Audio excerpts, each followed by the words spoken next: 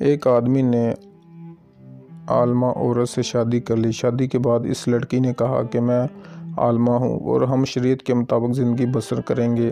وہ آدمی اس بات سے بہت خوش ہوا کہ چلو اچھا ہوا کہ بیگم کی برکت سے زندگی تو شریعت کے مطابق گزرے گی۔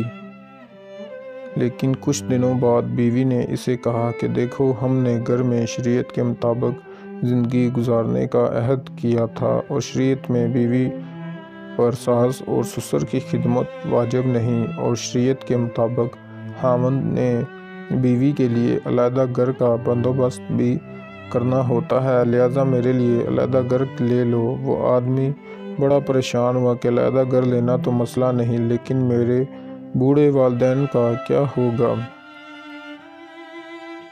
اس پریشانی میں وہ ایک مفتی صاحب کے پاس گیا اور اپنا مسئلہ ان کے سامنے پیش کیا۔ مفتی نے کہا کہ بھائی، بات تو وہ ٹھیک کرتی ہے۔ آدمی نے مفتی صاحب سے کہا کہ میں آپ کے پاس مسئلے کے حل کے لیے آیا ہوں، فتویٰ لینے نہیں۔ مفتی صاحب نے کہا کہ ایک طریقہ ہے، اور وہ ایک طریقے کہ جا کر اپنی بیوی کو بتاؤ کہ شریعت کی روح سے میں دوسری شادی کر سکتا ہوں، لہٰذا میں دوسری شادی کر رہا ہوں اور وہ میرے والدین کے ساتھ رہے گی، ان کی خدمت بھی کرے گی، اور آپ کے لیے علیحدہ گھر لیتا ہوں، آپ وہاں رہو گی۔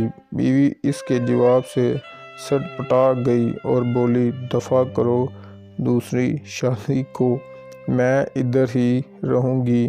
آپ کے والدین میرے بھی والدین ہیں اور ان کی خدمت کرنا اکرام مسلم بھی ہے۔ سبق کچھ وقت نکال کر کسی مولوی صاحب کے پاس بھی بیٹھا کریں، کیونکہ ہر مسئلے کا حل گوگل کے پاس نہیں ہوتا۔ تھینک یو گائز، ملتے ہیں نیکسٹ ویڈیو میں، تب تک کے لیے اللہ حافظ۔ ویڈیو اچھی لگی ہو تو ہمارے چینل کو سبسکرائب کر لیں، ہم ایسی اچھی ویڈیو آپ کے لیے لے کر حاضر ہوتے رہتے ہیں۔